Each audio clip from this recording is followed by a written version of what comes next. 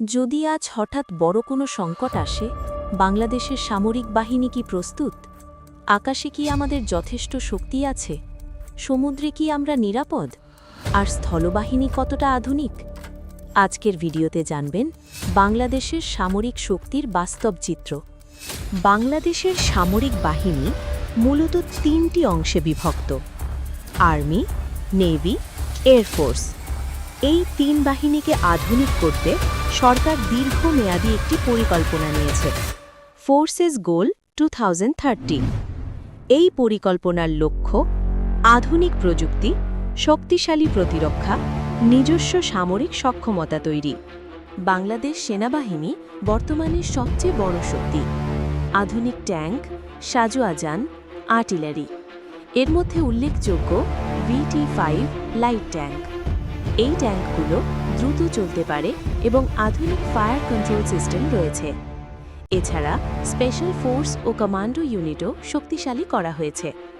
জাতিসংঘ শান্তিরক্ষা মিশনে বাংলাদেশের সেনারা বিশ্বের সেরা, যা তাদের অভিজ্ঞতা অনেক বাড়িয়েছে। সমুদ্র নিরাপত্তা এখন অনেক গুরুত্বপূর্ণ। বাংলাদেশ নৌবাহিনী ধীরে ধীরে শক্তিশালী হচ্ছে। Frigate, corvette, submarine. সবচেয়ে বড় মাইলস্টোন হল টাইপ 035G সাবমেরিন। এছাড়া নতুন জাহাজ ও মিসাইল সিস্টেম যোগ হচ্ছে। এর ফলে বাংলাদেশ এখন নিজের সমুদ্র সীমা রক্ষা করতে অনেক বেশি সক্ষম। সবচেয়ে বেশি চ্যালেঞ্জ আছে বিমান বাহিনীতে। বর্তমানে ব্যবহৃত হচ্ছে F-7BGI ফাইটার জেট, কিছু ট্রেনার ও ট্রান্সপোর্ট এয়ারক্রাফট।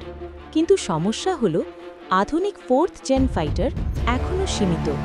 তবে ভবিষ্যতে পরিকল্পনা রয়েছে নতুন মাল্টি রোল ফাইটার, উন্নত রাডার, এয়ার ডিফেন্স সিস্টেম এবং ড্রোন যোগ হওয়ায় নজরদারি ক্ষমতা অনেক বাড়ছে। এখন আসল প্রশ্ন, বাংলাদেশ কতটা প্রস্তুত? স্ট্রেংথ: বড় ও প্রশিক্ষিত সেনাবাহিনী, UN মিশন এক্সপিরিয়েন্স, ধীরে ধীরে আধুনিকায়ন। উইকনেস: আধুনিক যুদ্ধ বিমান কম, উন্নত এয়ার ডিফেন্স সীমিত, প্রযুক্তিগত নির্ভরতা বিদেশের ওপর। মানে, বাংলাদেশ প্রতিরক্ষায় শক্তিশালী, কিন্তু বড় শক্তির সাথে সরাসরি যুদ্ধে এখনও চ্যালেঞ্জ আছে। সবচেয়ে বড় প্রশ্নটা আসে আকাশে।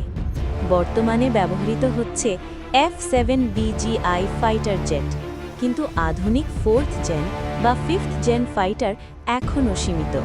নতুন ফাইটার আনার পরিকল্পনা আছে, কিন্তু প্রশ্ন হল, আকাশ যুদ্ধে সুপিরিয়রিটি ছাড়া কি আধুনিক যুদ্ধ সম্ভব? বাংলাদেশ কি সেই পর্যায়ে পৌঁছতে পারবে?